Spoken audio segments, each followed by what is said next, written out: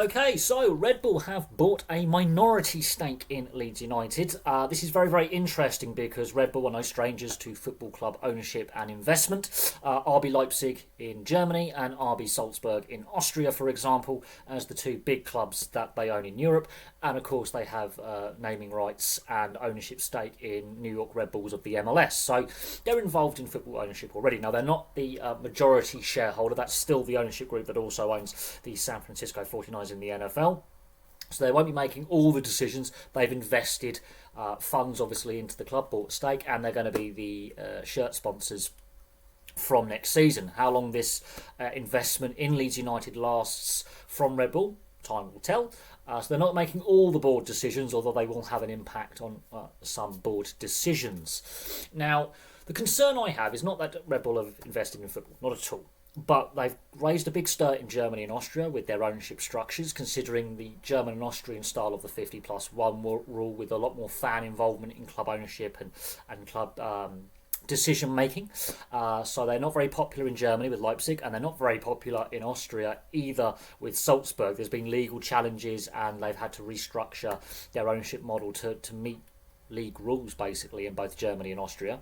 Now, Red Bull also own an ice hockey team as well, and of course the Red Bull F1 team, and what was formerly Minardi, which became Toro Rosso as well in F1. They have a stake in two F1 teams, as I say. They're also heavily involved in other forms of motorsport, both on 2 and 4 wheels, and they sponsor individual athletes as well. So they're heavily involved in sports ownership, sponsorship and investment. On a footballing standpoint, it's not that Leeds and the San Francisco 49ers ownership group, for example, wanting to get more investment by selling a stake in the club. That's not an issue. Multiple clubs have multiple ownership stakes in various ways of investment. Some clubs, obviously the majority stakeholders, actually are the fans. There's multiple clubs across Europe who have that kind of model as well. Two clubs spring to mind in the UK and Ireland. Sligo Rovers in Ireland, for example, is fan owned. Exeter City is another one, obviously here in England, that has majority fan ownership as well through a fans trust. So ownership models vary, but in Germany and in Austria they had to basically meet German and Austrian Bundesliga rules in regards to basically renaming and financing those clubs. The concern I have, and this is the same concern about the Man City ownership group, who have multiple clubs of their own, obviously including Man City, is should owners be allowed to own multiple sports teams in the same sport that may potentially compete against each other in competition. So at the moment, Leeds are a championship club. Now, the championship clubs don't win the FA Cup or League Cup, although they have made finals. So it's very unlikely that they're going to get into Europe anytime soon. But they could be a Premier League club sooner rather than later. Obviously, they came very, very close this season. They were in the title hunt for the championship until the last couple of weeks of the season, and of course they made the playoff final. But Salzburg and Leipzig regularly compete in top-level European club competitions like the Champions League, Europa League and Europa Conference League.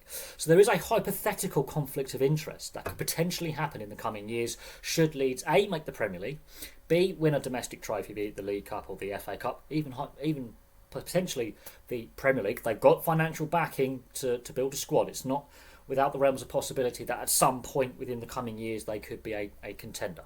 Hypothetically. In reality, not so likely with the new spending rules that European football's bringing in, but it's still a possibility. What then happens should they, in a knockout stage of one of the European competitions, end up playing Salzburg or Leipzig in competition, in an actual competitive match, not a friendly? This could be very, very interesting because of the Red Bull ownership and investment in those clubs.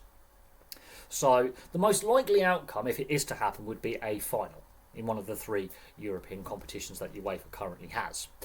That would be very, very interesting if that was to pass in the coming years. Again, these are all hypotheticals. That would be very, very interesting because of Red Bull's investment in Salzburg and in Leipzig. Could that be a massive conflict of interest? In my opinion, that would be a conflict of interest, simply because they have ownership stakes in 3 clubs. At some point, there's going to be a competitive match if Leeds do get back to the Premier League, become competitive, finish in the top half of the table, make Europe, potentially win a domestic cup competition to qualify for Europe. There is that massive possibility that in a knockout stage game or a final, that this could potentially happen.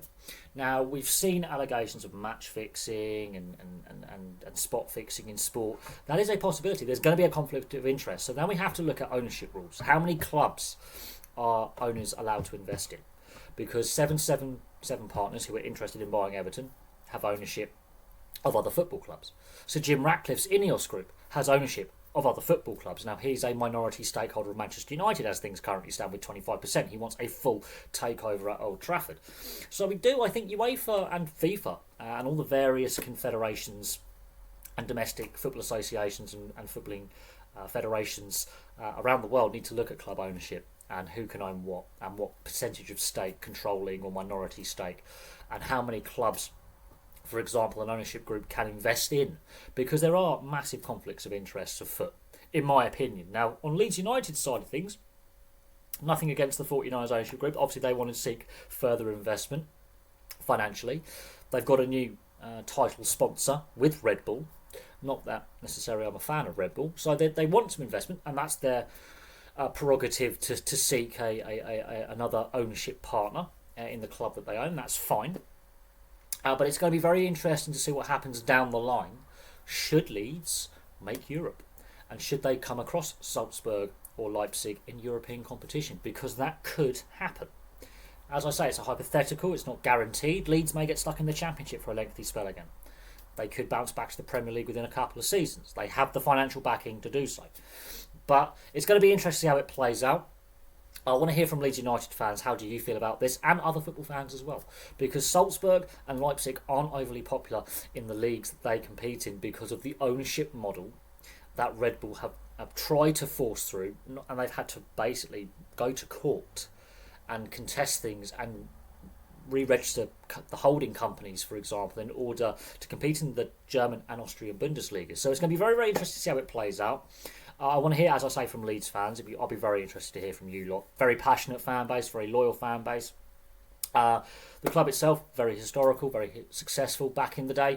So I want to hear from Leeds fans. Is this a good thing for Leeds? Is this a bad thing for Leeds? Could there be a potential rebrand where we see Red Bull Leeds, hypothetically, or Leeds United Red Bull? Something along those lines, which would be very, very alien to most football fans in Europe with how club names and the community link. Obviously, big multinational company is Red Bull, so it's going to be very, very interesting to see how it plays out. From me for now, thank you very much for watching. Place your thoughts on this minority stake purchase by Red Bull below, and I'll have some more content for you guys very, very soon.